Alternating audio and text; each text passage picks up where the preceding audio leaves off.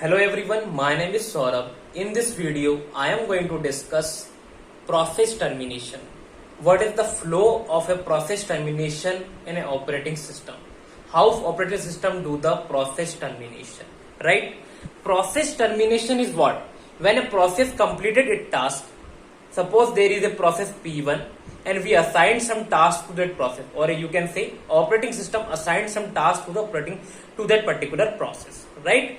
Once the task is done, suppose the task is done, process wants to delete itself, process wants to go outside from the memory, right?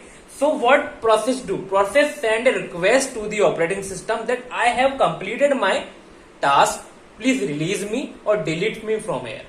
This is the process termination.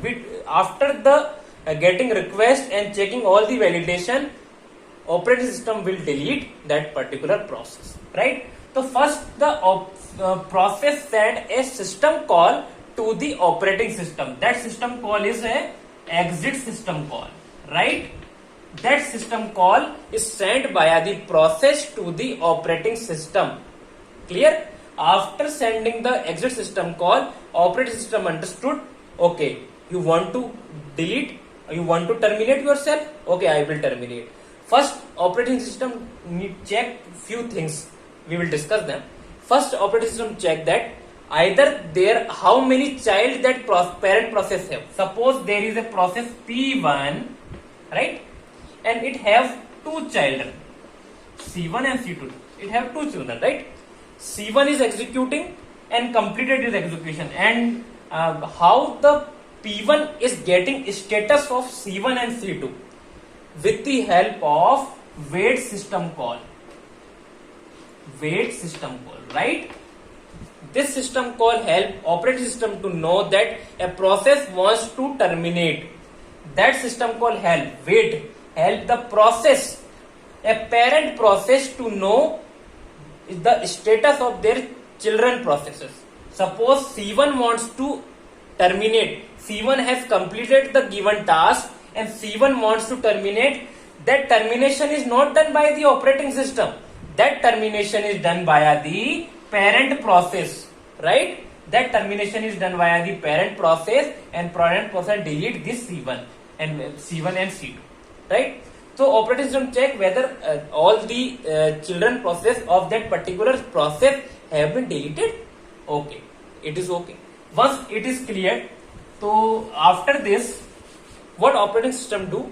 Deallocate all the memories related to the particular process. Suppose P1 has used some memory, P1 using some input output devices, all the resources will be released and P1 will be terminated. It will be gone from the memory. This is how process termination works. In which condition? There is a one I would like to add on something. How parent process, let me draw this.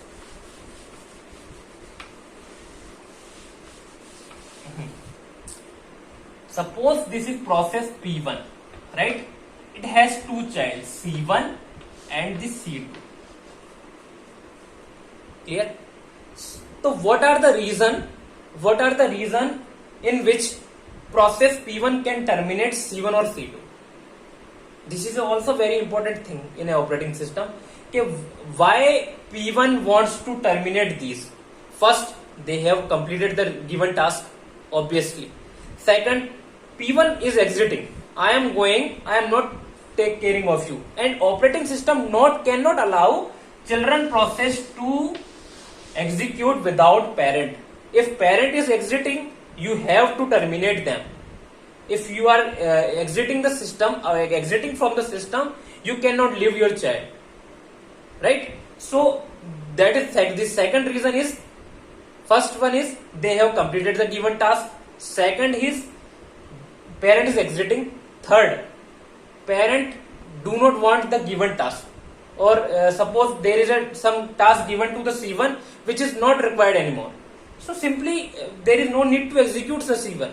So in that case it is also get terminated. These are the reason in which a child process can be terminated by the parent process. This is all about the termination at the level of parent process or at the level of an operating system. I hope you got this concept. Keep watching, keep learning. Do not forget to give your comment in the comment section. Thank you.